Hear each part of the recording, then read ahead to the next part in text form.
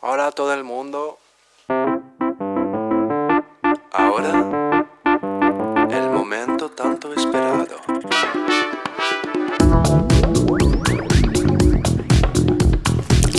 Qu'est-ce qu'on déguste ? Bonjour. Merci Séverine d'être à la manœuvre pour ce début d'émission consacré aujourd'hui à... on va dire à l'économie sociale et solidaire, à la solidarité, à l'humanitaire, à la bande dessinée, un petit peu au vin quand même. Hein. Je me demande si c'est pas le premier Qu'est-ce qu'on déguste qu'on se fait de l'année 2026, donc à la nouvelle année aussi, oui, bonne année. Consacré aussi aux amoureux, parce que demain c'est le 14 février, on verra ça avec Émilie. Ça va Émilie ? Oui, ça va très bien. Toujours amoureuse ? Oui, toujours. Philippe, ça va ? Ça va très bien, moi je suis amoureux de l'agriculture et je vous fais une chronique colère.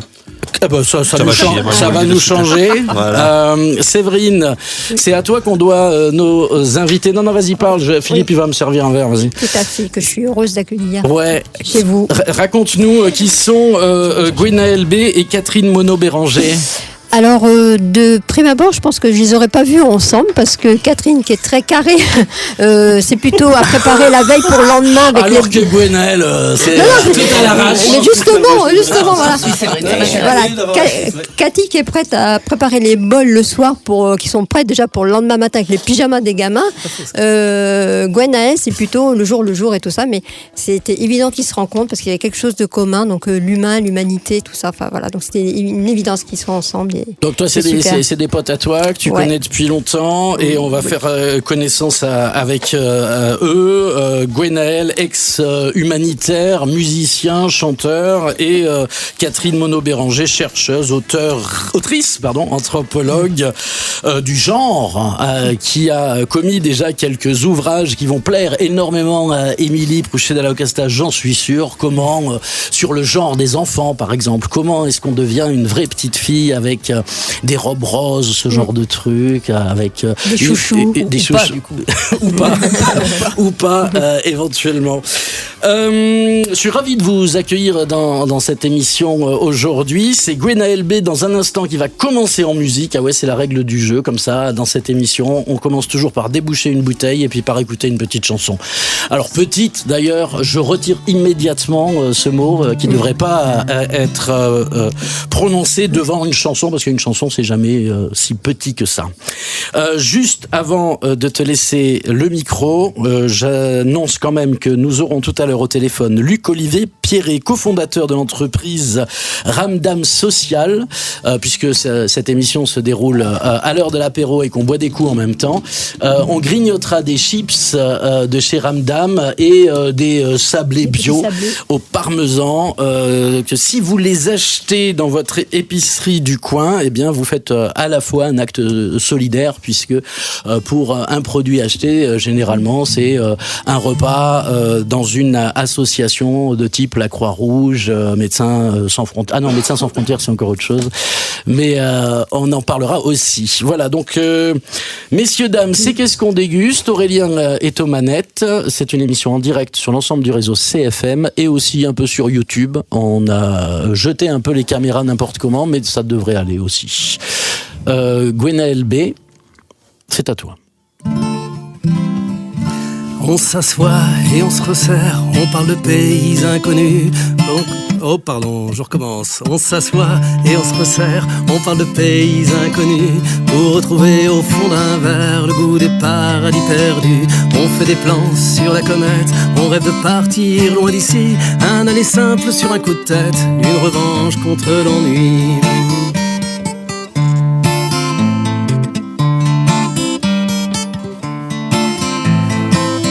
C'est comme ça qu'un beau matin, j'ai décidé de foutre le camp. J'ai vu des portes ouvertes au loin et j'y ai pris la clé des champs. Et si je choisis l'incertain, ça n'est pas juste par des raisons. Si un jour vaincu je reviens, ce sera bien sûr dans cette maison.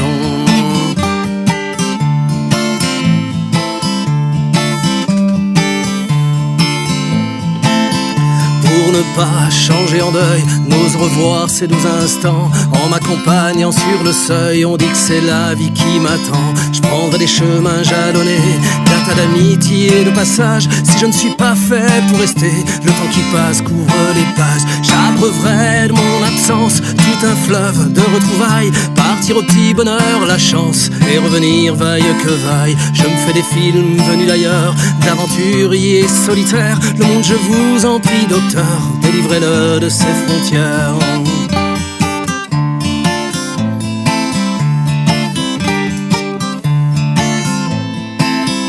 Funambule, bourré d'orgueil, jouant la montre contre le temps. Comme aux branches des arbres, les feuilles renaissent quand revient le printemps. J'ai trop laissé traîner l'hiver, et c'est l'automne qui m'attend. Il est temps de changer d'hémisphère, et je repars aux 4 vents.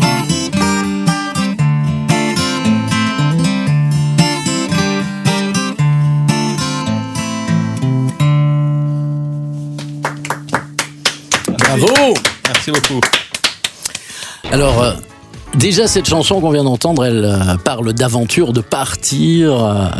Et l'ouvrage qui va nous interpeller aujourd'hui dans cette émission, c'est L'appel des bouts du monde, une vie d'humanitaire. Vous signez le scénario et l'histoire, Catherine Monod-Béranger. Et cette histoire, elle part d'une personne que votre compagnon, ici présent, Gwenaël, le fameux Gwenaël B. voilà, vous a présenté puisqu'il l'a rencontré dans sa vie d'humanitaire. Il l'a croisé d'ailleurs, il se retrouve du coup dans le bouquin, Gwenaël. C'est le petit clin d'œil, oui, avec d'autres. Ouais. C'est une sorte de roman biographique que vous avez réalisé à partir d'un entretien avec cette femme qui est l'héroïne de cette BD. Tout à fait. Ouais. Donc je l'ai rencontré par le biais de Gwen fin 2019 donc vraiment sur une soirée, un peu comme on le voit au début de la BD, une soirée entre copains dans un jardin. Et c'est la première fois que je l'ai rencontrée et Gwen me dit mais elle a une histoire formidable, il faudrait que tu fasses un livre sur elle, parce que j'avais déjà sorti des bouquins précédemment et moi j'avais plus trop envie d'écrire des livres très sérieux en anthropologie ou en sociologie pour faire un portrait de parcours de vie, etc. J'avais envie d'explorer un peu autre chose. Et puis, pendant les 3 minutes de conversation que j'ai avec Joël, qui n'est pas son vrai prénom, parce qu'elle a voulu rester anonyme, j'ai tout de suite en tête des images, des choses que je ne me sens peut-être même pas capable de décrire avec des mots. J'ai jamais écrit de fiction. Et je vois des paysages, je vois des émotions, je vois des choses qui me font dire que y a peut-être matière à explorer autre chose. Et comme je suis peut-être une grande fan de BD, c'est peut-être ça qui a fait que. Mais j'ai eu tout de suite l'envie d'imaginer un roman graphique.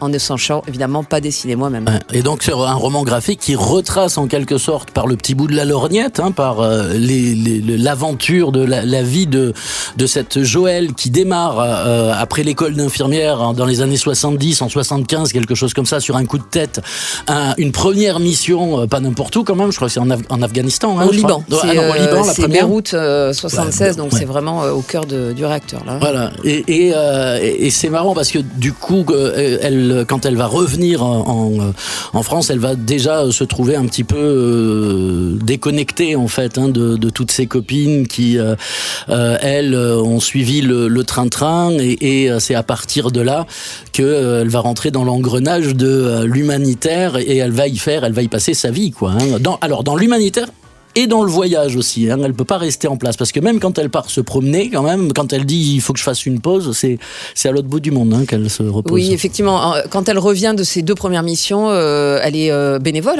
Au départ, il n'y a pas de salariat, on n'est pas salarié de l'humanitaire à l'époque, donc elle pose des congés payés, des congés sans solde, et puis elle est gagnée vraiment par un énorme décalage entre la société de consommation en Europe, même déjà dans les années 70 et les régions d'où elle vient.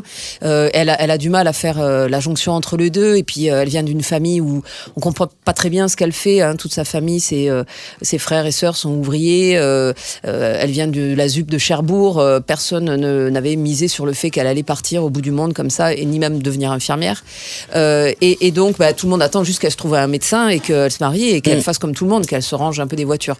Et elle a 25 ans et elle n'a pas du tout l'intention de ça. Et effectivement, elle comprend que jamais plus elle pourra revenir en arrière. Et effectivement, ce temps de réflexion, elle va le passer pendant 1 an et demi à faire un tour d'Afrique de l'Ouest en voiture avec son copain de l'époque. Et quand elle revient, elle a plus rien, elle a plus de voiture, plus d'argent, plus rien du tout. Une semaine après, elle est déjà repartie parce qu'il lui faut bien vivre. Hein.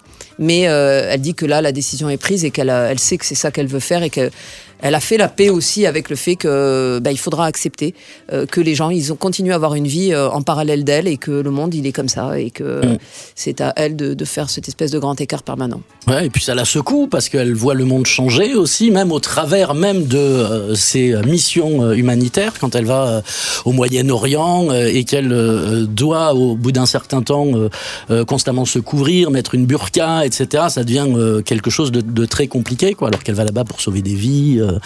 Et elle va d'ailleurs finir par renoncer à aller dans certains pays, quoi, pour ça. Oui, en fait, la question de la place des femmes, il y a des thématiques à travers la BD, évidemment, à travers le parcours de Joël sur plus de 40 ans, presque 50 ans, on a le temps d'explorer certaines thématiques, et notamment la question de la place des femmes. Donc, il y a les femmes victimes de guerre, les femmes victimes de violences de masse et de violences sexuelles, notamment.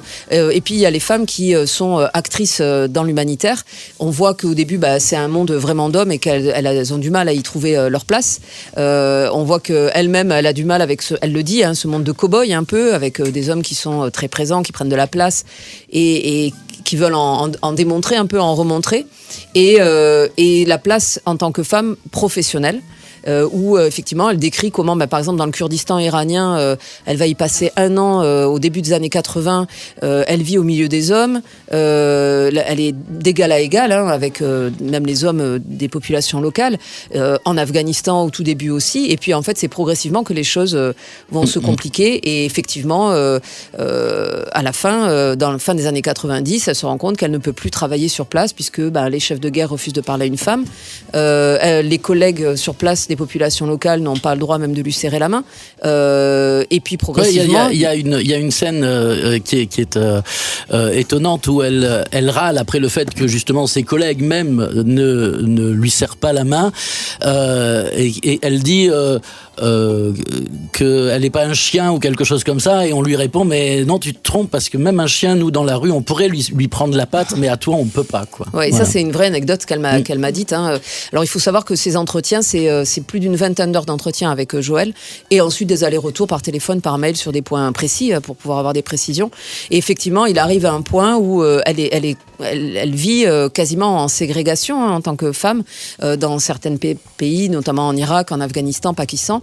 Et donc, elle se rend compte que les organisations acceptent finalement ça, cautionnent aussi ça, dans le sens où les femmes ont une maison à part, les femmes de l'humanitaire, elles ont une maison à part, elles n'ont pas le droit de sortir le week-end, elles doivent avoir un chauffeur pour pouvoir circuler, elles se font insulter dans la rue lorsqu'elles sortent, même à 2 ou à 3, et en fait, elle n'arrive plus, ça c'est quelque chose où elle a décidé ensuite, arrivé à 50-55 ans, de passer outre et de faire autrement, quoi. Et donc, il y a des régions du monde, du coup, où elle dit, et c'est une des thématiques que l'humanitaire a pris toute sa place en allant soigner partout dans le monde, et c'est super.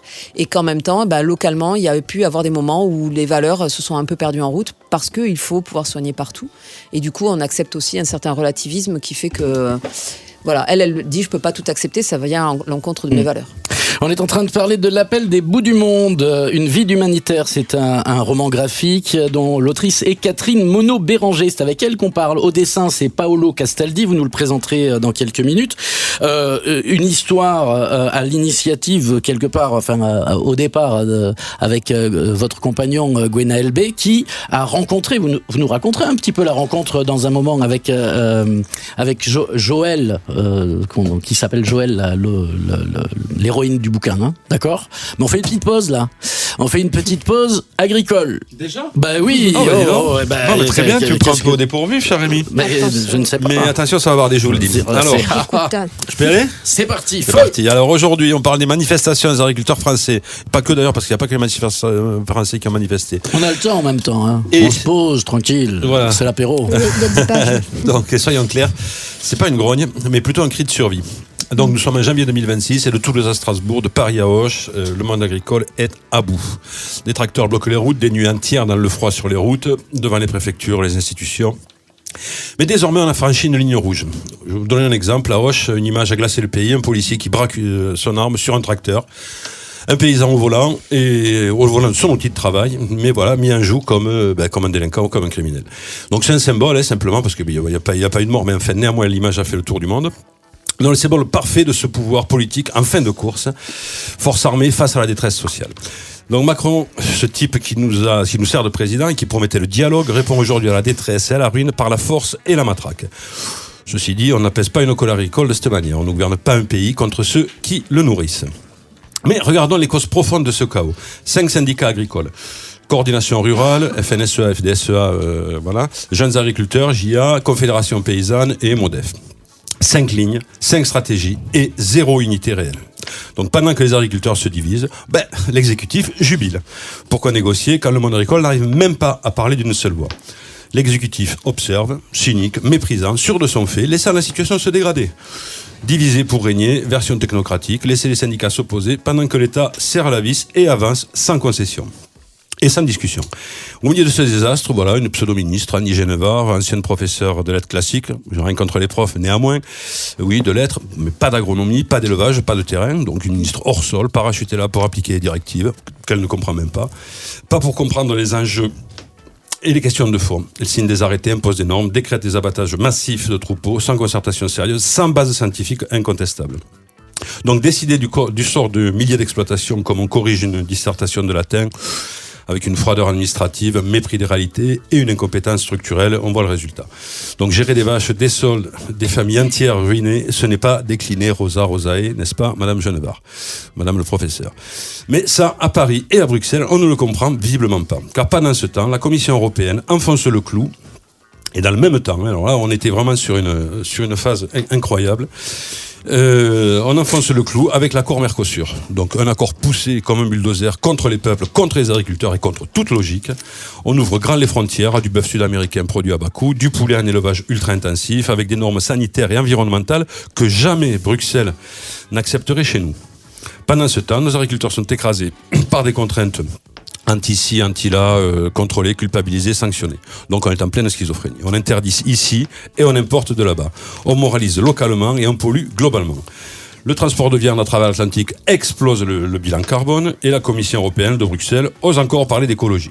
Bon, on est donc sur un greenwashing cynique, un mensonge institutionnel qui sacrifie la souveraineté alimentaire française sur l'autel du libre-échange, qui ne sert que des intérêts particuliers, dont celui du groupe Avril, qui est quand même à citer sur le sujet, puisque son patron, vous le connaissez tous, est aussi patron d'un syndicat, mais certainement pas au service du bien commun. Donc, soyons clairs, les amis agriculteurs, éleveurs, maraîchers, l'heure n'est plus aux querelles syndicales ni aux postures idéologiques. L'agriculture française est attaquée de toutes parts par un exécutif qui ne répond à la colère que par la répression, par une ministre incompétente, déconnectée du terrain, par une Europe qui préfère sacrifier des pans entiers de notre économie à la cohérence et à la survie des agriculteurs et du tissu économique français. Alors, syndicats agricoles, toutes tendances confondues, unissez-vous maintenant et acceptez de disparaître, ou alors acceptez de disparaître dans l'indifférence générale. Sans unité, on continuera à labourer le vide, pendant que d'autres récolteront les ruines de nos campagnes. Voilà, Philippe, président d'une nouvelle coalition agricole. Donc, un immense respect à tous ceux et à celles qui cultivent encore la terre, pendant que des technocrates et des politiciens véreux les piétinent sans scrupule. Voilà, c'était mon coup de gueule du jour. Merci. Bravo Philippe. Est-ce qu'on déguste, monsieur, dame Si on dégustait justement. Alors oui, vas-y, attrape. Je vais prendre l'euro, c'est pour les filles. Vas-y. Ça envoie du genre quand même. Je dans t'ai toujours cette connu émission. rebelle. C'est bien. Juste au passage, dis-nous ce qu'il y a écrit sur le paquet parce qu'on va passer un coup de fil au patron de la M'acheter, boîte. c'est faire un don. Ouais. Sablé bio, parmesan AOP, fabriqué en Provence, ramdam social, un paquet acheté, un repas cofinancé. Voilà, sur l'année 2025, ils ont distribué 1 million d'euros sur Belle initiative. des actions solidaires. On leur passera un coup de fil tout à l'heure. Mais pour le moment, on revient à Gwenaël et Catherine qui sont avec nous dans les studios. L'appel des bouts du monde, une vie d'humanitaire, c'est le bouquin qu'on est en train d'évoquer, qui raconte donc l'histoire de Joël qui rentre un peu comme on rentrerait au couvent. Hein. Elle rentre en humanitaire dans les années 70 et puis elle en sort jamais, quoi, hein, quelque part. C'est là que vous l'avez rencontrée, Gwenaëlle. Et à quelle occasion? Donc vous avez été humanitaire vous aussi. Vous êtes parti sur les routes et dans les pays. Ouais. Voilà, quelques années en effet. Alors moi je l'ai pas rencontré en 76 puisqu'en 1976 je n'avais que 3 ans. Bon. Je l'ai rencontré bien plus tard pour elle. Ça faisait déjà une bonne vingtaine d'années qu'elle y était.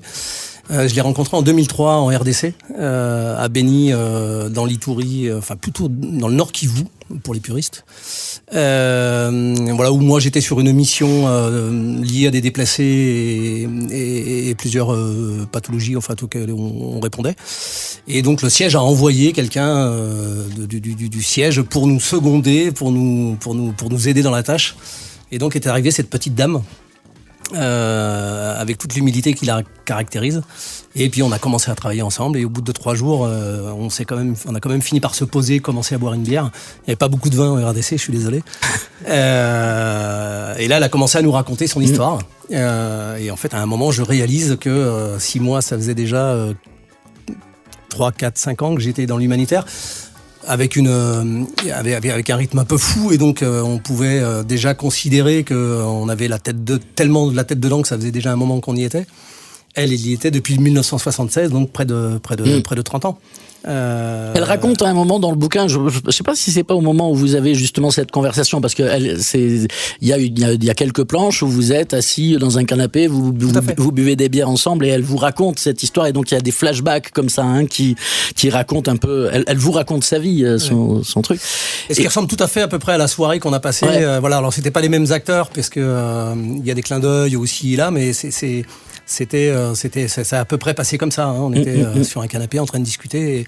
Et déjà là, elle vous dit que ça a changé au niveau des jeunes qui s'engagent maintenant en humanitaire, parce qu'on le voit, elle, dès le début, elle dort par terre, elle est dans des situations vraiment très très roots, on va dire, et elle raconte, elle dit bon, ben maintenant l'humanitaire, ils arrivent, ils demandent une chambre individuelle, etc., quoi. Oui, ce qui était un peu moins vrai quand même au début des années 2000, mais c'est vrai qu'on l'a vu arriver fin des années, aux alentours de 2010. C'était plus du tout les mêmes conditions. D'abord, il y avait Internet. Il y avait Internet, il y avait le téléphone. Aujourd'hui, nous, on a des amis qui sont encore sur des missions avec Médecins Sans Frontières, et on se parle souvent sur WhatsApp. Moi, les premières fois où je partais, j'appelais tous les 6 mois quand il y avait un téléphone. Une fois je suis parti toute une année, et il n'y a pas de téléphone, c'était pas facile, c'était pas simple, on était avec des Turaya, ça coûtait super cher, on le faisait pas, et t'as la tête dans le guidon, tu sais pas trop ce que tu fais, puis tu t'aperçois que t'as mis 1 an, enfin t'es parti 1 an sans appel. On envoyait des courriers au siège à Paris, qui les mettaient à la poste, les gens répondaient au siège à Paris, qui descendait le courrier quand un expat venait sur le terrain. Aujourd'hui, c'est plus du tout les mêmes conditions. Et c'est vrai que déjà ça avait changé pour elle, déjà ça s'était un peu alors elle en parlerait évidemment mieux que moi, mais déjà au début des années 2000, ça s'était un peu professionnalisé quand même, contrairement à peut-être au début des années 70-80, où c'était beaucoup de bénévoles. Alors évidemment des gens professionnels dans le sens expertise des métiers en tout cas, mais la structure Médecins Sans Frontières c'était déjà un peu professionnalisé, organisé, technocratisé, comme je vous le disais tout à l'heure. Gwenaëlle Bey, qu'est-ce qui fait que vous avez arrêté et que vous avez préféré faire des chansons là-dessus? C'est une question que je me pose encore. C'était une question. Alors, qu'est-ce qui fait que j'ai arrêté? La vie, l'histoire, et puis certainement aujourd'hui, quand je me pose la question et je vois mes enfants grandir, je fais un lien avec tout ça. Alors moi, j'ai pas tout. Contrairement à Catherine Monod-Béranger, je suis pas un intellectuel, donc j'ai pas tout conscientisé. Mais la vie a fait que je suis revenu, on a fait d'autres trucs, et j'ai rencontré Cathy, on a eu des enfants, et donc la chose un peu s'est posée comme ça, quoi. D'accord. Oui, pardon, Philippe. J'ai juste une petite question. Comment ce qui est raconté dans le livre, justement, l'évolution du secteur humanitaire, influence aujourd'hui l'engagement des jeunes, par exemple? Comment ça se passe? Est-ce qu'il y a toujours autant d'engouement pour l'humanitaire, ou est-ce que moins, ou est-ce que c'est différent? Parce que Rémi a dit que c'était un peu différent, effectivement, l'état d'esprit. Mais... Ouais, alors je saurais pas dire en fait, je saurais pas dire. Alors moi j'ai l'impression, en tout cas pour continuer à travailler dans le social et le médico-social en France, qu'il y a quand même au niveau des institutions elles-mêmes une baisse de solidarité, enfin une baisse d'engagement au niveau des institutions, même si sans doute entre les jeunes. Avec les jeunes et entre les jeunes, une certaine solidarité existe et elle se passe peut-être beaucoup plus entre eux. Peut-être, ce que je pourrais dire, c'est que l'humanitaire et peut-être les structures se sont un peu professionnalisées au point où de plus en plus on réclame des gens qui ont des diplômes, des savoir-faire. On part en mission et on rémunère les gens qui partent en mission, mais on cherche pas trop des bénévoles. Moi, je suis parti en mission, j'étais soudeur chaudronnier. Donc je faisais de la soudure, j'ai voulu partir, je me suis un peu formé à la logistique internationale et je me suis retrouvé là avec des gens qui étaient mécanos, donc on avait aussi besoin de ça. Je l'ai vu moi jusqu'en 2014 où j'ai fait ma dernière mission, où on voyait que de plus en plus, mais comme partout dans la société française aujourd'hui, où de plus en plus de bac plus 5, de plus en plus de double bac plus 5 arrivaient et donc ça s'est institutionnel, je ne sais pas comment dire, mais institutionnalisé. Je pense qu'à ton époque, on partait plus la fleur au fusil. Enfin, on partait parce qu'on avait envie d'eux, on y allait, on ne savait pas trop ce qu'on allait voir, mais on y allait. Alors qu'aujourd'hui, on va préserver les jeunes, on va faire attention, enfin le principe de précaution et tout ça, et peut-être que du coup l'engouement n'est pas le même. Le monde change. De là à dire que c'était mieux avant, mon cher Philippe. C'était mieux avant. L'appel des bouts du monde, une vie d'humanitaire.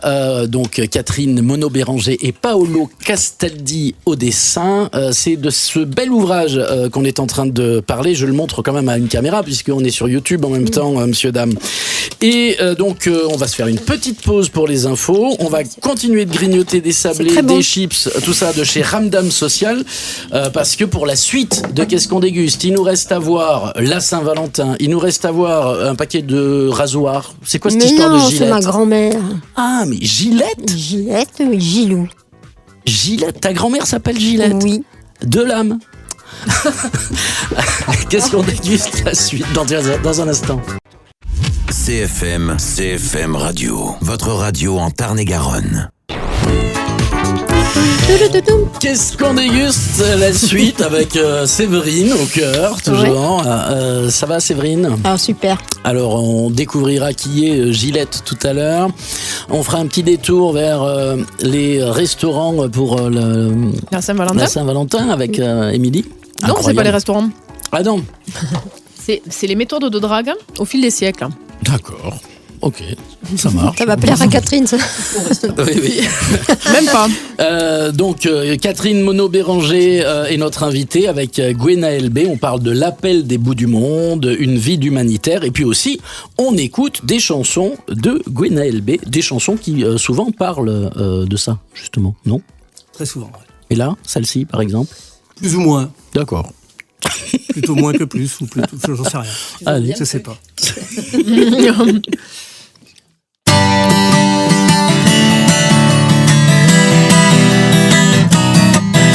Je veux que plusieurs vies s'invitent dans la mienne.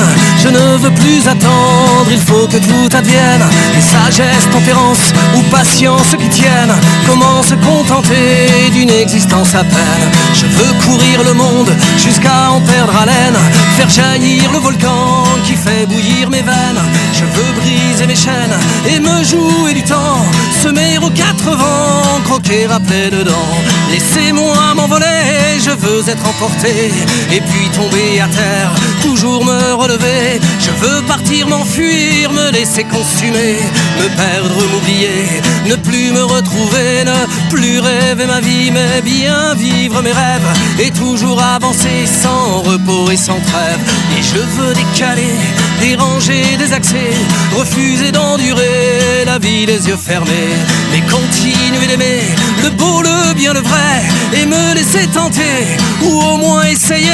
Laissez-moi m'envoler, je veux être emporté. Et puis tomber à terre, toujours me relever. Je veux partir, m'enfuir, me laisser consumer. Me perdre, m'oublier, ne plus me retrouver, ne plus rêver ma vie, mais bien vivre mes rêves et toujours avancer sans repos et sans trêve. Laissez-moi être tout, ne jamais faire de choix, que ma vie soit plurielle, étourdissante et belle, qu'elle m'échappe, qu'elle éclate, qu'elle s'embrase et flamboie. Si ce feu ne dure pas, qu'au moins il soit de joie.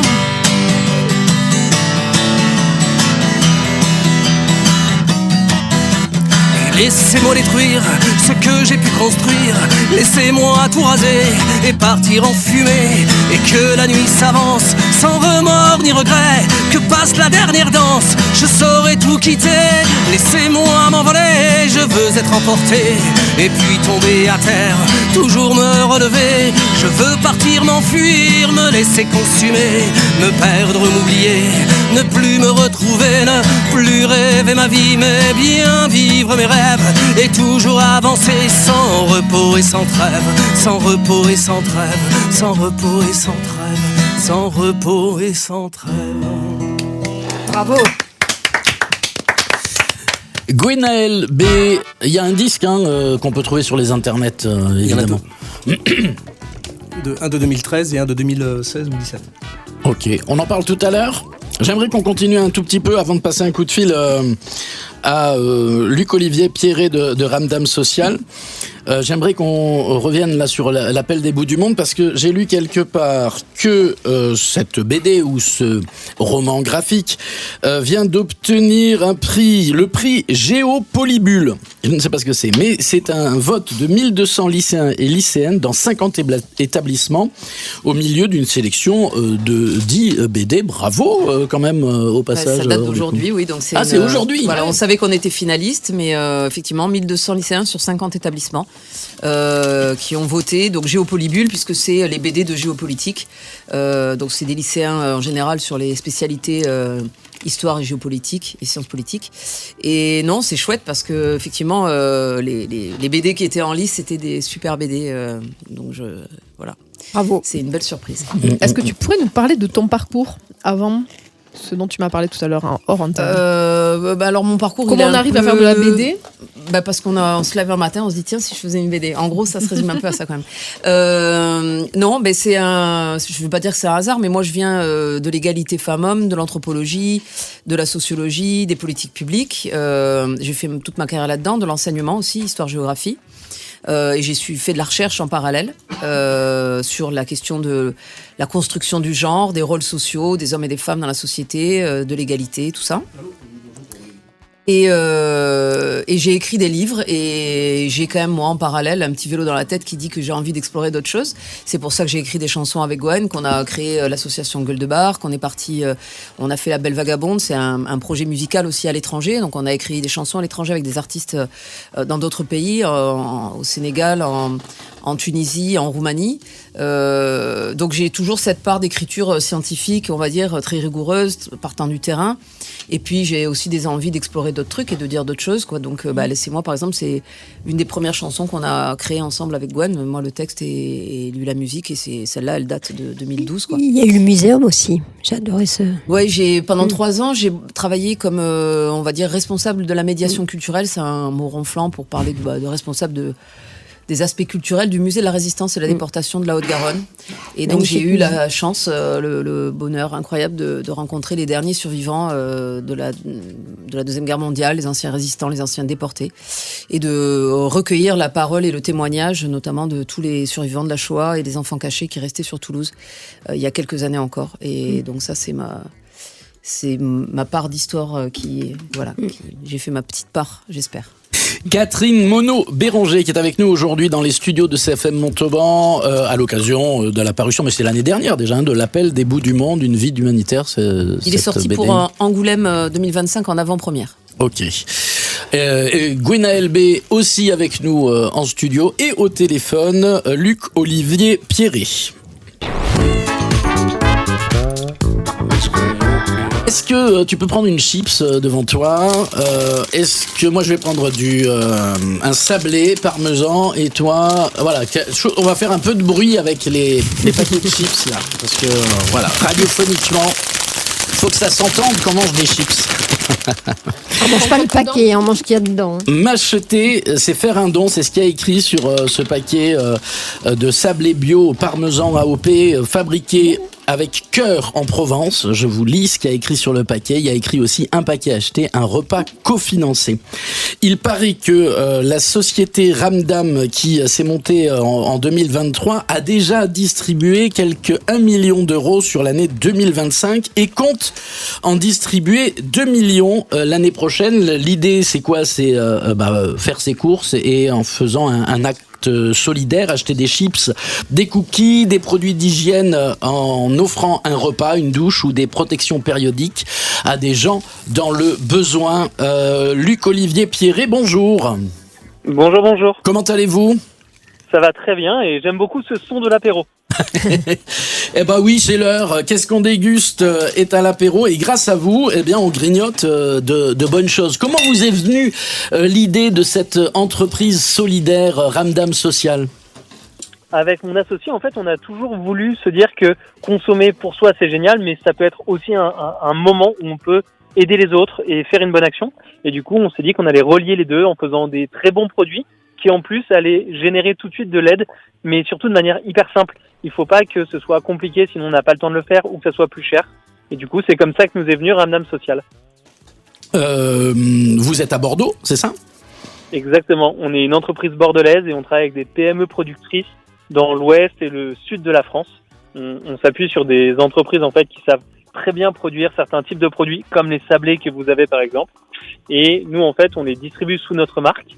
Et passer par ces entreprises, ça nous permet d'économiser environ 10% du prix de chaque produit.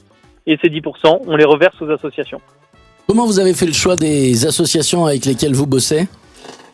On a cherché en fait des associations qui soient à la fois connues pour être crédibles, parce que nous, on est une jeune entreprise et du coup, on nous croit pas forcément sur parole quand on nous découvre. Et s'adosser à des grandes associations, ça nous permet d'avoir ça. Et en plus, on avait besoin d'associations qui soient prêtes à nous auditer, à vérifier que ce qu'on dit, on le fait, et inversement.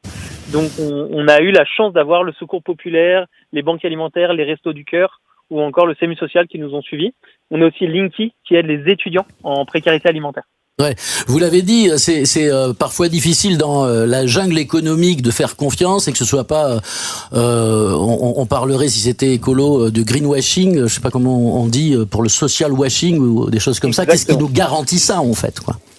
Ouais, bien sûr. Et nous, c'est pour ça d'ailleurs que vous voyez sur les paquets, pas forcément la marque Ramdam, mais m'acheter, c'est faire un don. On met en avant la mission parce que c'est ça, en fait, qui donne envie aux gens de tester. Et ensuite, ils nous réachètent parce que les produits sont très bons. En tout cas, j'espère que vous allez le dire. C'est très bon. Et ils sont pas plus chers que les autres. Et c'est ça qui est très important. On veut faire des produits du quotidien que vous retrouvez dans les rayons un peu partout, mais en version solidaire. Donc, ça veut dire qu'ils sont aussi produits en France, ça veut dire qu'ils sont aussi très bons, et ça veut dire qu'ils ont les mêmes prix que les autres. Mais alors, c'est quoi votre parcours pour en arriver à créer Ramdam solidaire, Ramdam social, pardon. C'est d'abord école de commerce ou c'est d'abord, je sais pas, le secteur social justement de l'économie sociale et solidaire? Alors, on a eu deux parcours différents avec mon associé. Moi, votre associé, c'est Julie Bourreau, hein, c'est ça, hein? Exactement. Moi, je viens d'une famille de restaurateurs, donc j'ai toujours été dans le milieu de la food. Assez rapidement, j'ai eu envie de travailler dans des entreprises qui essayaient d'aller chercher une mission tout en étant des entreprises qui pouvaient se déployer rapidement et avoir un maximum d'impact. Donc j'ai par exemple travaillé chez Too Good To Go qui lutte contre le gaspillage alimentaire. Ok. Oui, c'est vrai. Il y a combien de variétés d'apéro? Est-ce que ça reste que sur l'apéro ou il y a d'autres gammes de produits? Non, on a 20 produits en tout. On a commencé par l'apéro parce que c'était aussi symbolique du projet. On veut un projet qui veut repenser le monde et que tout le monde ait envie de repenser le monde, comme l'apéro, quand on refait le monde tous ensemble. Donc on a des chips, on a des chips nature, des chips aromatisés, on a aussi des sablés apéro, fromage, olive éteint et crème oignon.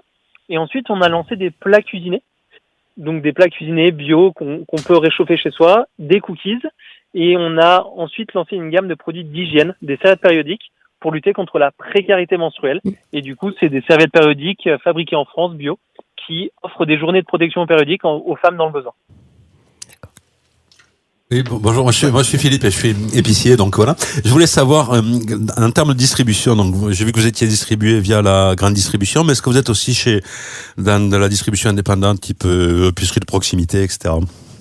Ouais, beaucoup. On a eu une vague vraiment, c'était assez touchant de personnes qui nous ont découvert et qui nous ont dit mais en fait moi aussi j'ai envie de faire ma bonne action, je serai consommateur mais j'ai aussi une épicerie, un magasin bio ou un magasin vrac et mon action à moi ça sera de mettre vos produits dans mon magasin et en plus je ferai du business pour mon entreprise. Donc on a beaucoup d'indépendants, type épiciers, on a aussi beaucoup d'indépendants, des cinémas indépendants, des pharmacies qui ont envie de prendre les produits qui les concernent. Et aujourd'hui, on a plus de 5000 magasins qui nous vendent et on est hyper fiers de ça, de pouvoir donner à tout le monde l'envie de mettre en avant nos produits. En termes de distribution, justement, est-ce que vous pouvez en quelques mots nous donner la répartition des marges entre la production, puisque vous sous-traitez vos productions, j'ai vu que vous travaillez avec Loubio, par exemple, la production, la distribution, Ramdam et les dons. Et comment vous réussissez à construire un modèle qui permette d'avoir une intervention sociale comme ça? Bien sûr. Alors nous, en effet, c'est important de le dire, on met toujours à l'arrière de nos paquets nos producteurs. D'habitude, on ne marque pas leur nom et nous, on en est hyper fiers et on trouve qu'ils travaillent très bien et du coup, on est très content de l'écrire. Et on est sur un modèle qui est in fine assez classique en amont. De manière générale, les marges des producteurs, c'est entre 30 et 50%. Donc après, moi, je connais pas les marges de mes producteurs. La grande distribution, c'est à peu près les mêmes niveaux de marge de manière classique. Et nous, on ne demande pas d'effort à qui que ce soit. Il faut que tout le monde soit rémunéré correctement pour porter ce projet, comme les autres produits. Et ensuite, nous, la différence, c'est que on économise sur deux choses. La première, c'est sur la recherche et le développement. Entre autres, on passe par des producteurs qui ont déjà des super recettes qui fonctionnent et du coup, on va utiliser des recettes qui fonctionnent pour eux avec notre produit. Et la deuxième chose, c'est qu'on fait moins de marketing et de communication. Et ça nous permet d'économiser à peu près 10% de notre chiffre d'affaires du produit qu'on redonne aux associations. Et c'est aussi ça qui est important de passer dans ce type d'émission, c'est de se faire connaître quand nous, on peut pas payer des grosses campagnes de publicité comme d'autres entreprises.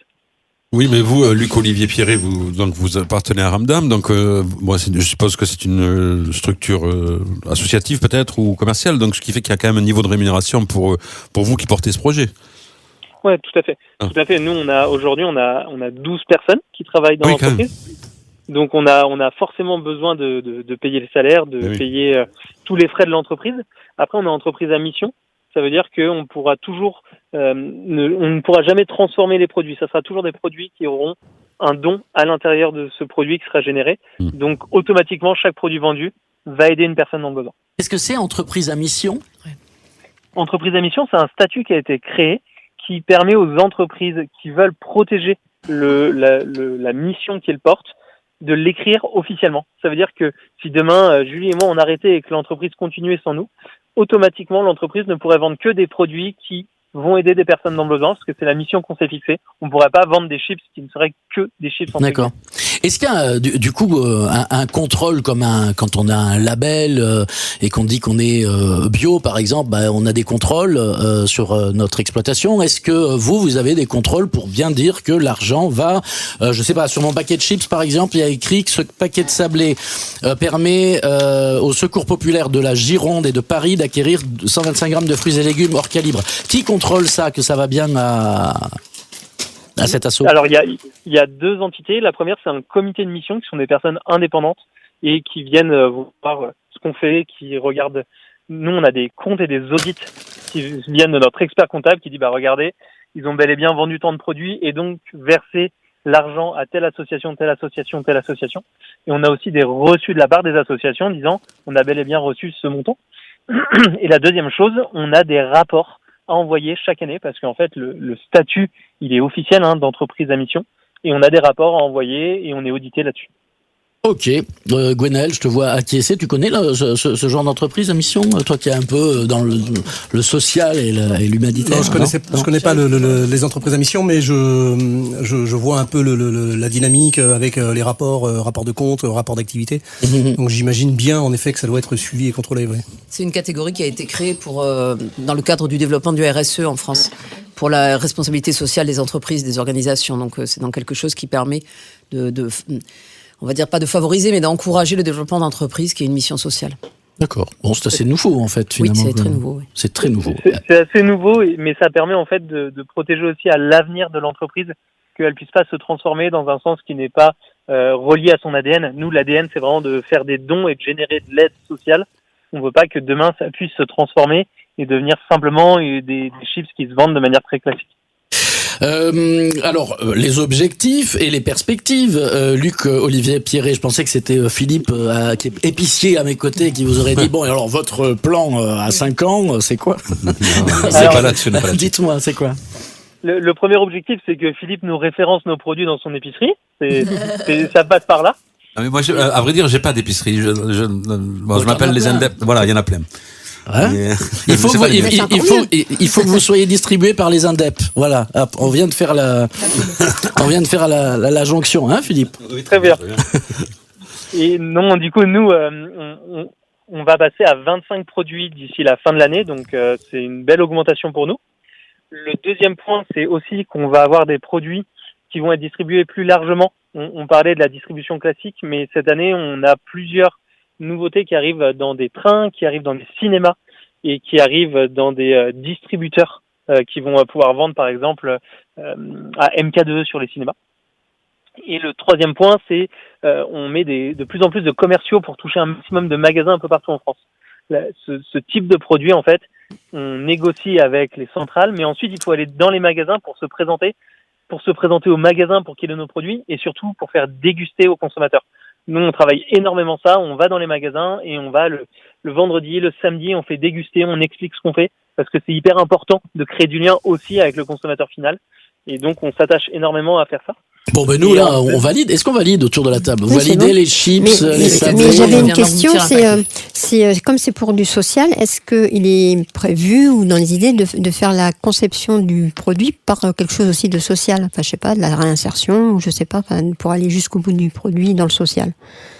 Tout à fait. On a des producteurs, on les a pas tous, qui travaillent déjà sur soit de l'ESAT, soit de l'insertion professionnelle de personnes en réinsertion pro. Donc, on en a. Aujourd'hui, nous, on a vocation à créer du chiffre d'affaires pour nos producteurs qui sont des PME et qui parfois manquent justement de débouchés commerciaux. On n'est pas encore en position de pouvoir leur demander des changements. Lorsqu'on leur aura apporté plus de revenus et qu'ils seront peut-être plus solides financièrement, on pourra aller plus loin. Aujourd'hui, on s'attache vraiment à ce que ces PME, elles aient à la fois une capacité à produire et une capacité à se développer par elles-mêmes. Et ensuite, on espère aller plus loin, bien sûr. Et souvent, on travaille avec les gens qui nous ressemblent. Honnêtement, nos PME, c'est des super PME. On parlait de Loubio. Ils travaillent énormément en amont avec leurs agriculteurs pour faire en sorte que justement il y ait de l'insertion pro et des produits de qualité bio. Et du coup, on essaiera d'aller encore plus loin au fur et à mesure des années.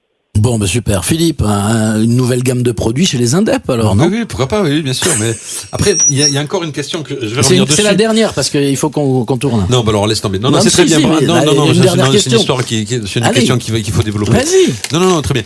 Oh là là. Au niveau de l'offre que vous proposez, donc 25 ref avec des nouveautés, mais des nouveautés qui seront donc dans l'alimentaire principalement. Pour le non alimentaire, vous avez fait le tour, là. Oui, on n'a que les services périodiques. Pourquoi? Parce que aujourd'hui, on se développe beaucoup sur l'alimentaire. Ça permet d'être testé et d'être testé, découvert. Et ensuite, petit à petit, on augmentera la partie hygiène lorsque les gens auront vu que tous nos produits alimentaires sont de qualité, sont bons et sont de qualité dans le temps aussi. C'est ça, c'est être crédible dans le temps qui est important. Et on ajoutera d'autres choses. On a une 50aine de produits qui sont prêts dans les cartons, mais il faut faire attention à sa trésorerie quand on est une jeune entreprise. Du coup, on y va étape par étape.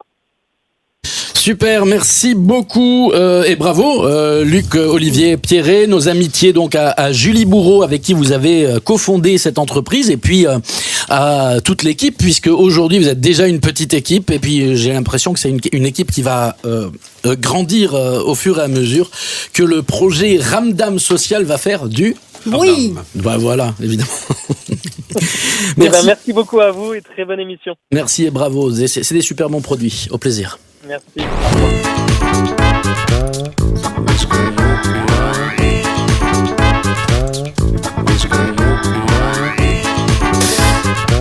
On est peinard, là, hein, franchement. Au 8 rue Léon Cladel, c'est l'adresse des studios de CFM Montauban. C'est de là que se fait en direct live cette émission Qu'est-ce qu'on déguste aujourd'hui, avec comme point d'ancrage l'appel des bouts du monde, cette BD, ce livre, comment on dit Alors on appelle ça un roman graphique, voilà, mais moi je continue à dire une BD. Voilà, ce roman graphique, une vie d'humanitaire qui raconte Joël, cette personne qui est rentrée dans l'humanitaire dans les années 70, que vous avez rencontré, Gwenaëlle, et que vous avez fait rencontrer à votre compagne, Catherine Monod-Béranger, et au terme de nombreux entretiens. De 5 ans de travail. Ouais. 5 ans d'écriture. Ouais. C'était une BD vraiment au départ, l'idée, ou ça aurait pu être une biographie non, pour moi, écrite. ça a été une BD, je crois, immédiatement dans le jardin. Et d'ailleurs, quand on est rentré, j'ai dit, j'imagine BD. Et puis, Gwen avait du mal à imaginer. Et puis, c'est vrai que c'était un peu, ça venait de nulle part. Hein. Je dessine pas. Je connaissais pas de dessinateur dans mon entourage à qui j'aurais pu demander. Bon, on avait un copain, Patrick Lacan, qui habite par ici. Et qui est scénariste et dessinateur, mais bon voilà, ça s'est pas fait avec lui, mais j'ai eu la chance d'envoyer en fait le projet, le synopsis comme on dit, hein, donc le petit résumé de l'histoire à la sortie du confinement en 2020, et que Vincent Henry, qui était directeur de la boîte à bulles à ce moment-là, m'a répondu dès le lendemain, m'a appelé, et je lui ai dit j'ai pas de dessinateur, il m'a dit qu'est-ce que tu imagines comme univers? Et je lui ai dit ce que je voulais, c'est-à-dire quelque chose avec de la poésie, avec quelque chose qui rende cette aventure épique, un peu romanesque, de la beauté là-dedans pour aussi comprendre ce qui motive. Il n'y a pas que l'aspect sacrificiel ou aventure, il y a aussi, je pense, quelque chose de très intérieur que je voulais faire transparaître par les dessins. Et donc laisser de la place à la sensibilité et aux émotions. Et donc ils m'ont présenté les dessins de Paolo qui venaient de publier chez eux avec notamment Van Nat sur les procès des Khmers rouges. Il avait sorti aussi au Rond dans l'eau Etenesh sur la question des migrants en Libye. Et il avait exactement ce dessin, ces pastels très, très doux que je recherchais. Et ça matchait vraiment bien. Non, je trouve que ça colle bien, la couleur, le dessin, etc. Ça colle bien à l'histoire narrative. C'est cohérent, quoi. On joue, voilà, l'histoire pouvait être suffisamment dure, les lieux et tout ça pouvaient être suffisamment durs.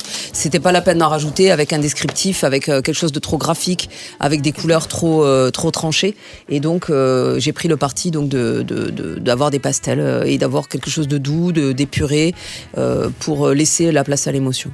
Et au texte, parce que beaucoup de textes dans cette BD. Alors au texte, oui, mais il y a des planches où il n'y en a pas du tout, et d'autres où on est un peu obligé de rentrer dans les explications, et notamment j'ai pris le parti, donc j'ai été prof d'histoire géo, peut-être que c'est ça qui a fait que, mais j'ai pris le parti qu'à chaque entrée de chapitre, entre guillemets, c'est-à-dire de destination dans laquelle Joël se rendait, et il a fallu faire des choix, parce que 50 ans de carrière, il a fallu faire des choix, eh bien il y a une planche qui permet de resituer le pays, la région, dans son contexte historique, dans les guerres civiles, les épidémies, etc., qui pouvaient s'y dérouler, pour donner des clés de compréhension, même à ceux qui n'avaient pas du tout on va dire, clés au niveau géopolitique, historique ou quoi que ce soit. D'accord, ouais, en tout cas, c'est réussi. Pendant que vous parliez, Paul Chéreau est arrivé. Les infos également. C'est qu'est-ce qu'on déguste. Ça continue après les infos. Tout de suite. CFM Radio. Qu'est-ce qu'on déguste? La suite. Ouais, on est en train de manger des chips, des sablés, de Ramdam Social. Quand on achète ces petits sablés, eh bien, il y a un repas qui est cofinancé avec le Secours populaire, là, en l'occurrence, de la Gironde à Paris. C'est écrit toujours au dos du paquet. Qu'est-ce qu'il y a écrit au dos des chips, là? Qu'est-ce qu'on finance quand on achète les chips, dis-moi? Alors, en achetant ce délicieux paquet de chips, vous offrez une boisson chaude ou une soupe à une personne en situation de grande précarité. Voilà. Donc, rencontré par le SAMU social. Le SAMU social, du coup. Ok, ça marche. Ça, c'était la conversation qu'on a eue tout à l'heure avec Luc Olivier Pierre. Et là, on va continuer nos conversations avec Catherine Monod-Béranger et avec Gwenaëlle B. Vous avez coécrit des chansons avec Gwenaëlle. Gwenaëlle nous en a fait 2 en live, là, il y a un instant. On en écoute une qui sort d'un album, donc avec tout un travail de studio, tout ça. C'est aussi ma préférée. C'est vrai, c'est ta préférée? Ah ouais, Ça, c'est... Alors c'est au Chant des Oliviers, effectivement, elle a été écrite. Alors je passe le CD en même temps, oui, parce que c'était à l'époque des CD, puisque l'album, le premier EP, il est sorti en 2012. Ouais. Et au Chant des Oliviers, il se trouve que celle-ci, je ne suis pas intervenue dessus, puisque Gwen l'avait déjà écrite quand on s'est rencontrés. D'accord, bon ben voilà. Ce que je vous disais, il y avait un avant. Il y a eu un après. Ouais, mais c'était tellement mieux après, non? Après, j'aime beaucoup cette chanson et elle parle évidemment de ce qui peut se passer en Cisjordanie et en Palestine aujourd'hui. Même si je l'ai écrit en 2005. Voilà, souvent je le dis parce que ça remet un peu dans l'histoire de ce qui se passe ces derniers temps. Alors, dès qu'on a accès à nouveau à la plateforme sur laquelle ce titre sinon il va nous la chanter, hein. Est disponible. Ah, c'est pas gagné. Du coup, on peut la faire en live. Hein. Oh mais non. Ah, moi j'adorerais, mais non, dans 10 secondes. Dans 10 secondes. Ça va, Paul Chéreau nous a rejoint. Salut Paul. Ça va très bien, merci. Salut à tous. Portez les mouchoirs. Tout va bien. Qu'est-ce que tu fais en ce moment? Tu tailles? Mais non, mais il revient de. Je fais du commerce et je mets les ouvriers sur la flotte à la taille. Bien, bravo. Toi, tes vignes, elles sont sur les coteaux, enfin sur les collines, quoi. J'en ai une dans la plaine, je suis pas allé la voir, mais là, il doit y avoir de l'eau, quoi. Mais sur les coteaux, ça va. Oui, sur les coteaux, ça glisse. Puis j'ai de l'herbe dans la vigne, donc elle pompe quand même un peu l'eau. Voilà. Mais sinon, oui, c'était inondé partout, mais. Non, mais j'ai failli dire une bêtise, mais je ne la dis pas. On écoute le morceau de Gwen LB.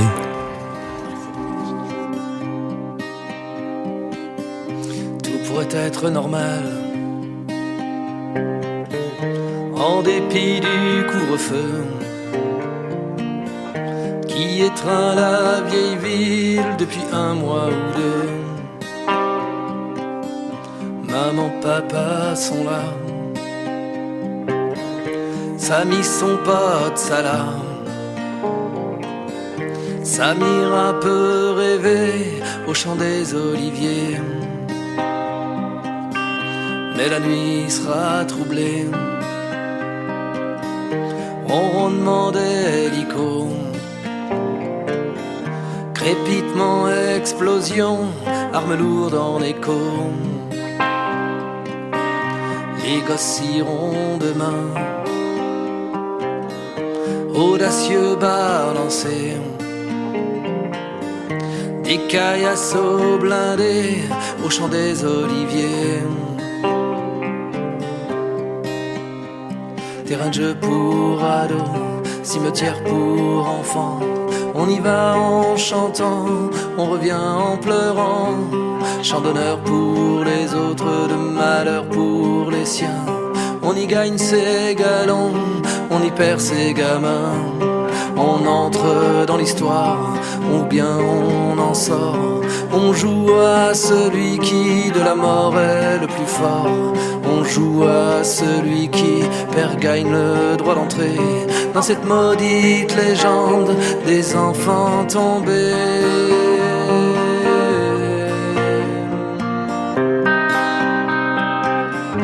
Au Chant des Oliviers,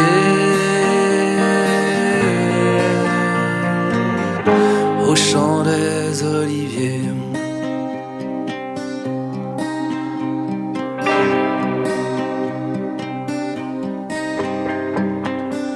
C'est le chaos ce matin, murs troués et gravats. Sur la rampe d'escalier pleure la belle Samira. Maman, papa sont là, Samy, son pote Salah. Demain seront enterrés au Chant des Oliviers. Terrain de jeu pour ados, cimetière pour enfants. On y va en chantant, on revient en pleurant. Chant d'honneur pour les autres, de malheur pour les siens. On y gagne ses galons, on y perd ses gamins. On entre dans l'histoire, ou bien on en sort. On joue à celui qui de la mort est le plus fort. On joue à celui qui perd, gagne. Voilà un titre de Gwen LB qui s'intitule Au champ des Oliviers. Au Chant des Oliviers. Et ça casse pas du tout l'ambiance. Alors, mais ça montre que, enfin moi j'adore les premiers albums parce que c'est vraiment des textes engagés, enfin des textes, on est dans l'histoire, on la voit l'histoire, on voit tout. Enfin Raconte-nous quand est-ce que tu as écrit cette chanson du coup, Gwenaël. Je l'ai écrit en 2005. J'étais à Naplouse en Cisjordanie. Alors je l'ai coécrit en fait, puisque c'est tiré en fait, j'étais avec des collègues à Naplouse en Cisjordanie et un des collègues a écrit un espèce de roman photo. Donc lui était photographe en plus d'être psychologue et sur la mission. Et il accompagnait ses photos de texte. Et il m'a offert son premier bouquin, je sais pas comment on dit, enfin le bouquin prototype. Et de ce bouquin prototype, en fait, j'en ai sorti cette chanson. Et donc je l'ai écrit en 2005 à Naplouse. Samy, Salah sont des jeunes qu'on avait rencontrés dans nos entretiens avec les enfants qu'on menait sur Naplouse à cette époque. Je disais ça casse l'ambiance, mais je rigole à moitié quand je dis ça, parce que comment on fait, et on le voit bien au travers du roman graphique L'Appel des bouts du monde, et la vie que mène Joël et que vous avez menée pendant longtemps sur le terrain, alors les militaires ils disent le terrain des opérations, dans l'humanitaire. Dans l'humanitaire on appelle ça des missions, c'est pas mieux, ça nous rapproche de l'église. Non mais... beaucoup de débats à propos. Et c'est ça, et du coup, comment on fait pour passer, pour prendre du recul, pour passer outre la tristesse de ce monde, finalement, la vacuité de toutes ces actions, quoi. On le voit quand Joël, parce que Joël, elle est quand même infirmière, elle va des endroits, elle soigne des enfants, des vieillards, des machins, enfin des combattants. Il y a une tente dans laquelle elle soigne, genre le matin, les gens qu'un sniper a descendu tout au long de la journée, puis à un moment il y en a un qu'on lui emmène, c'est le sniper. c'est quand même terrible, quoi. Comment on fait pour passer outre ça? On picole? Oui, alors, non, Stéphane, ça va. Mais oui, ça peut arriver. Évidemment, moi-même, il y a quelques missions où je pense que j'ai plus bu qu'ailleurs, ou plus bu à ces moments-là qu'à d'autres. Donc en effet, c'est un échappatoire. Ça peut être un échappatoire comme un autre. Grosso modo, on s'endurcit dans le sens où on finit par. Je me rappelle de soirées comme ça où on finissait par rire entre nous de nos tristesses de la journée, quoi. Où on se racontait des mauvaises blagues. L'humour noir, par exemple, peut être aussi un échappatoire qui nous aide à surmonter. On cherche à s'évader aussi. Je pense que pour le coup, pour moi, la musique, en tout cas, et puis pour d'autres, l'écriture, la poésie, pour d'autres. Tu avais une guitare avec toi? Oui, toujours. Ouais. J'ai toujours pris une guitare et je me faisais le petit défi de la laisser sur place en partant, en la confiant à quelqu'un soit de l'équipe, de l'entourage, et voilà. Mais en tout cas pour moi ça m'a aidé évidemment à exulter parfois un peu tout ça, et certainement que c'est comme ça que j'en suis arrivé à écrire. Moi je suis pas du tout un littéraire. À 25 ans en partant je me disais pas tiens je vais écrire mes histoires et je vais écrire de la musique. J'étais pas du tout parti là-dedans, c'est venu au fur et à mesure, et peut-être que c'en est parce que c'est un exutoire justement et qu'il fallait coucher tout ça peut-être quelque part. Peut-être. Et puis après aujourd'hui dans les structures il y a de plus en plus un accompagnement des personnes qui partent et qui reviennent. Aujourd'hui ils sont de plus en plus équipés, et voilà. Il y aurait non, je vais pas dire son nom parce que c'est une émission à géométrie variable, et donc il y a parfois des chroniqueurs comme Paul qui arrive tout à fait en retard. Il y en a un qui aurait été là, qui vous aurait dit et alors il y a des filles, on chope quand même un peu mais il est pas là. C'est une bonne question. Alors, tiens. Moi je pense que c'est un bon moment de la poser. Je vais laisser ma femme répondre. Comme j'y étais pas, ça m'intéresse comme question. Non mais c'était avant, c'est ça.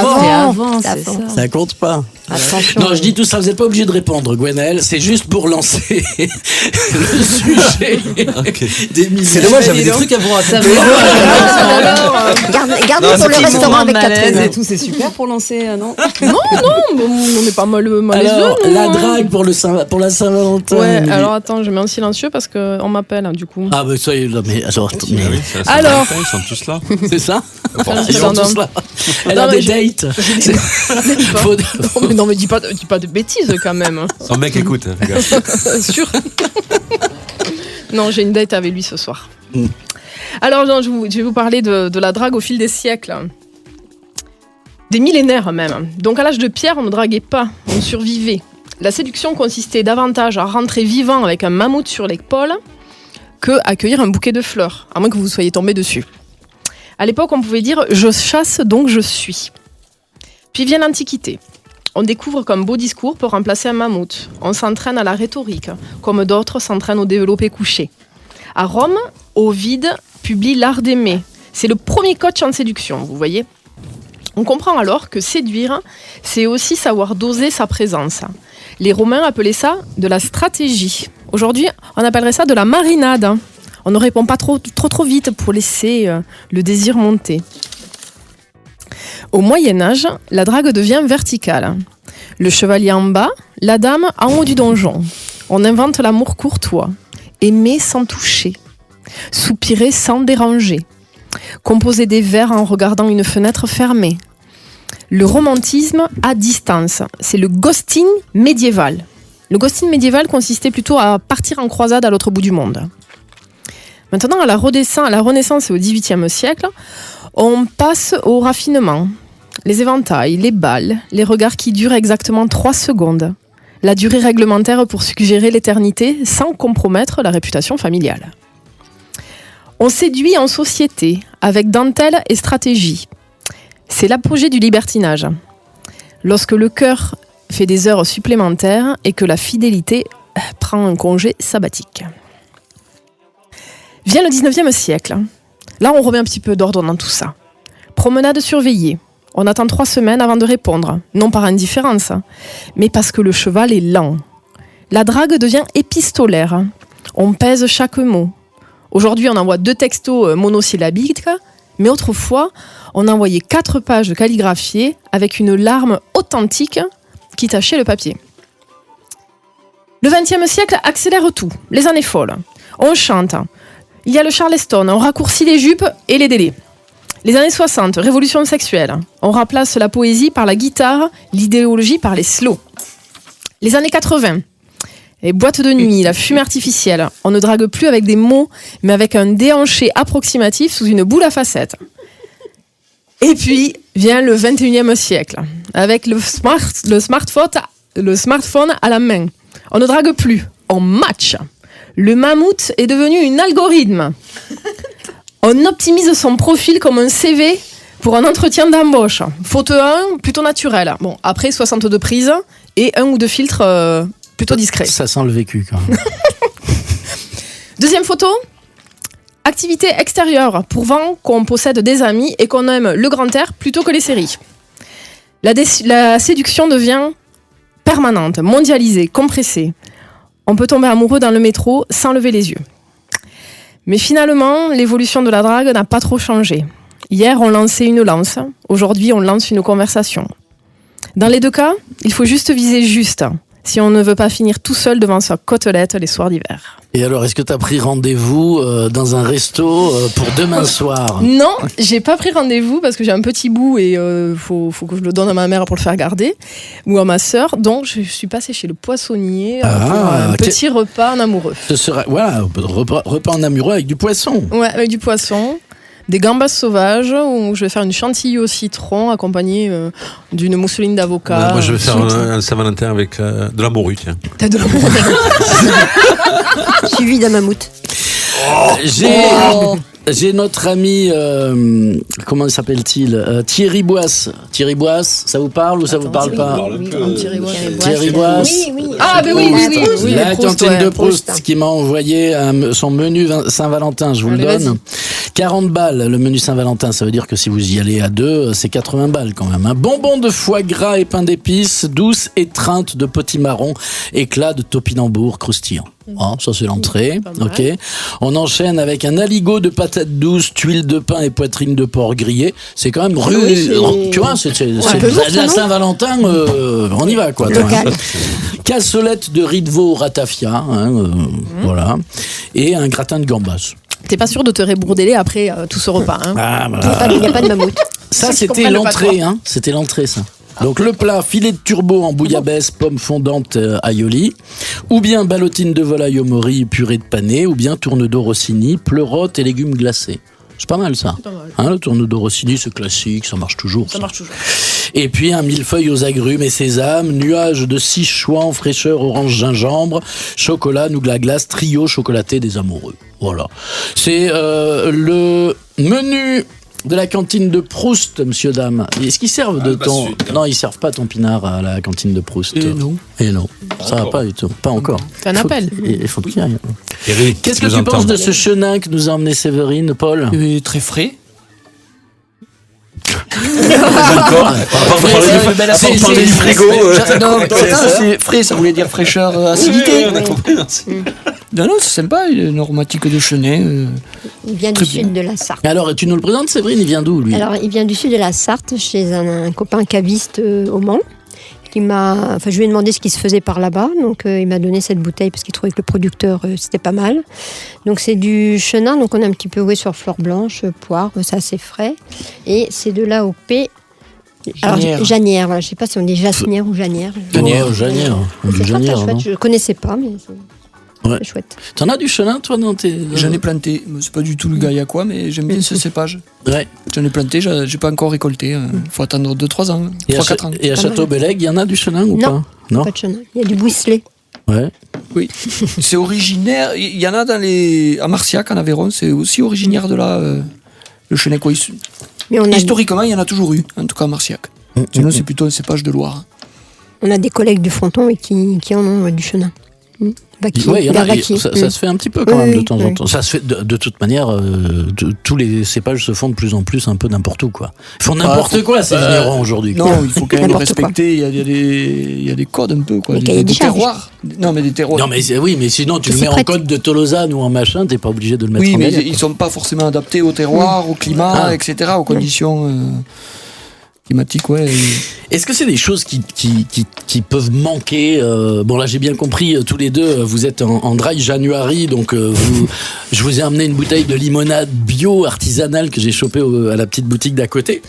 Mais est-ce que c'est des choses, quand on est en expat, comme ça, Gwenaël, qui manquent de boire un bon petit blanc à l'apéro, des choses Clairement, en tout cas, nous, il y avait ça, la charcuterie. Alors, il se fait que on a beau s'expatrier, parcourir le monde, on n'en reste pas moins accroché à nos habitudes et à nos cultures. Et en tout cas, pour les Français que moi j'ai pu rencontrer, mais d'autres aussi, d'autres expatriés venus d'ailleurs.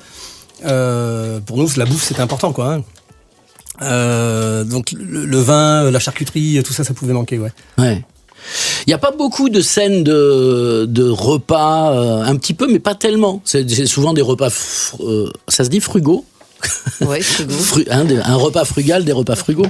Parce que de façon générale, je pense que c'est quand même des terrains et des types de missions. Il y a humanitaire et humanitaire. L'humanitaire qu'elle pratique, c'est celui des urgences sur des missions souvent très courtes, avec vraiment des conflits, vraiment, on est sur des choses, c'est pas du développement, quoi. On est sur des choses vraiment très complexes et très dures. Et si, parfois, elle en parle pour dire à quel point il n'y en avait pas. Et donc, notamment, quand ils sont coincés pendant 3 semaines dans une cave à Beyrouth et qu'il n'y a plus d'aéroport et qu'on ne peut plus sortir, et que pendant 3-4 jours, ils se nourrissent que de pâtes de fruits qui restent au fond d'un sac, quoi. Donc, mais elle en parle pas, peut-être parce que Joël, c'est pas le genre non plus à trop se plaindre et voilà, elle s'adapte partout, quoi. C'est quelqu'un d'assez tout-terrain. Et à propos du partout, justement, votre point de vue sur le refus d'accepter des humanitaires sur des terrains de guerre, quoi. Si on prend Gaza, par exemple, il n'y a pas d'humanitaire en ce moment sur Gaza. C'est votre point de vue là-dessus. Je ne vais pas m'en rentrer dans des choses que je ne maîtrise pas, mais des humanitaires, il y a encore la Croix-Rouge internationale aujourd'hui, la Croix-Rouge internationale, il y est. Ils y sont encore. Il y a eu MSF jusqu'au dernier moment. MSF est parti et je crois est en train de revenir ou est revenu, je ne sais pas. Est sorti. Mais en tout cas, le CICR y est. Ils y sont pas partis. Voilà, donc parfois, moi, si je peux ramener à la BD, et donc ce que je maîtrise un peu plus, c'est que ce que Joël dit, c'est que on a envoyé dans les premières années, dans les premières décennies, les humanitaires dans des endroits où on avait des gens qui servaient de point d'accueil, enfin de point de jonction, de point d'accueil, que ce soit à Beyrouth, que ce soit dans le Kurdistan iranien. Il y avait des liens, des relations qui permettaient d'envoyer des équipes. Mais ces équipes, elles étaient petites, elles avaient peu de moyens. Et donc ce qu'elle dit, c'est que l'humanitaire d'aujourd'hui, il soigne beaucoup plus en beaucoup plus grande quantité, beaucoup plus de population qu'avant.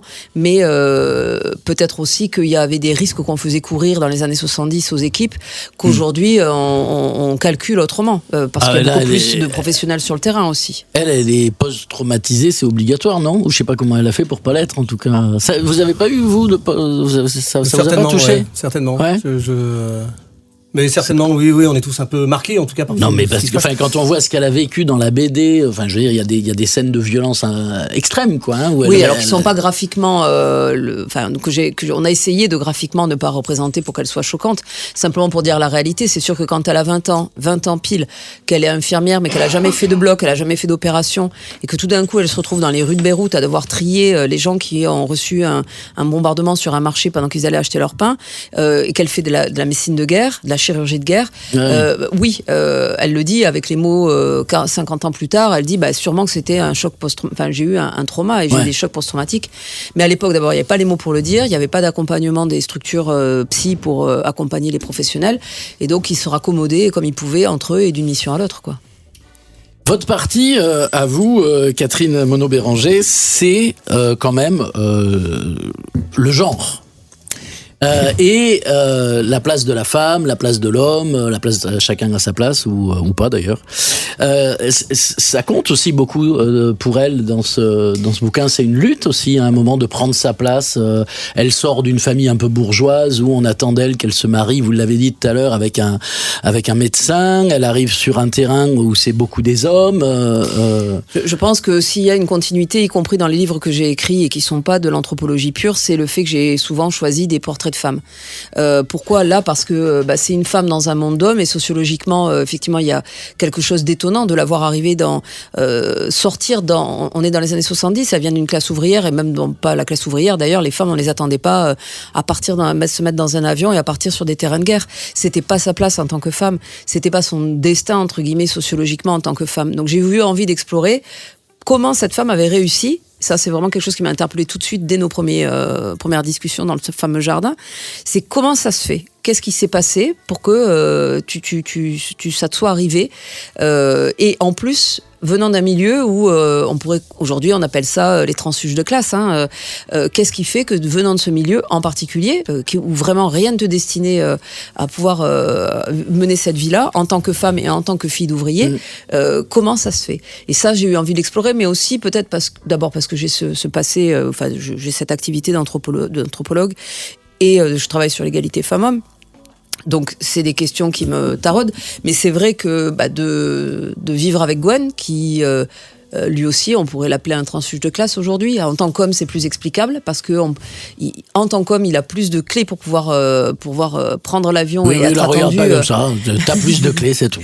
Et oui, parce que c'est un trousseau, monsieur. Je m'efforce à me déconstruire jour après jour. Mais donc je m'intéresse toujours à ces destins particuliers qui disent quelque chose de notre société en fait. Elle a le sentiment dans toutes les conversations que tu as eues avec elle pendant 5 ans, tu nous as dit. Est-ce qu'elle a la sensation d'avoir fait avancer les choses, par exemple? Dans ce milieu de l'humanitaire, d'avoir donné, peut-être par sa présence féminine, un autre regard?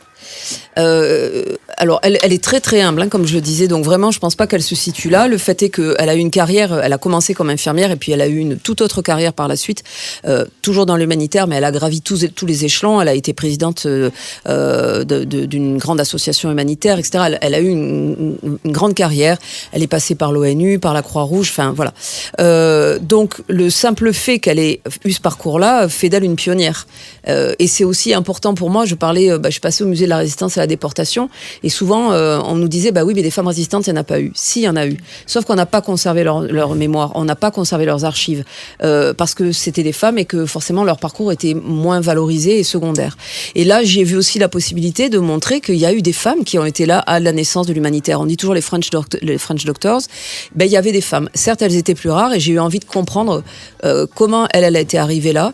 Et après, est-ce qu'elle a eu une influence ? Oui, même si elle s'en défend. Mais elle dit tout simplement qu'elle a fait sa part, quoi. Elle a fait sa petite part dans sa vie à elle de ce qu'elle pouvait faire. Vous, quand tu l'as rencontrée, Gwenaëlle, tu as rencontré une femme forte, tu as rencontré une femme comme une autre à ce moment-là ou forte certainement, mais comme une autre, c'était bien là la surprise en fait. Ouais. C'est que elle arrive, elle se met au travail comme tout le monde. Et ça dure 3-4 jours où on est au boulot, elle est infirmière, elle va sur le terrain, et puis on découvre, enfin moi en tout cas je découvre vraiment au bout de 3-4 jours, parce qu'on avait enfin le temps de boire un coup, qu'en effet c'était quelqu'un qui avait à la fois du bagage, à la fois de l'expérience, à la fois toute cette histoire, quoi. À découvrir dans le roman graphique L'appel des bouts du monde, une vie d'humanitaire, on peut trouver La femme renard de Catherine Monod-Béranger et Paolo Castaldi au dessin. Je rappelle que il vient d'obtenir le prix Géopolibule. C'est 1200 lycéens et lycéennes de 50 établissements qui ont choisi au milieu de 10 BD différentes. Et donc voilà. Comme quoi on peut faire confiance aux jeunes quand même. Mais oui, quand alors même. Je me permets parce que c'est CFM, on a aussi eu le Stapin d'Or au Festival de Dournes dans le Tarn. Donc il y a 2 mois de ça, et ça a été le premier prix qu'on a obtenu, c'était dans le Tarn. Bah super, merci d'avoir été là en tout cas dans Qu'est-ce qu'on déguste aujourd'hui. Merci Émilie. Gillette, ce sera pour une autre fois. Ah non. Bah si, parce qu'on arrive au bout là. Je suis désolé. Gillette. Gilou, c'était mamie Gillette. Oui. Eh ben la prochaine fois, Séverine, désolé. Merci, on n'a plus le temps. Merci Pierre d'être venu, Paul. Jacques, d'être venu. C'est un apôtre, lui. Ouais, n'importe quoi. Aurélien est à la technique. Heureusement qu'il est là parce que sinon on ferait rien sans lui. Salut, c'était Qu'est-ce qu'on déguste, à la prochaine. Alors, merci à tous.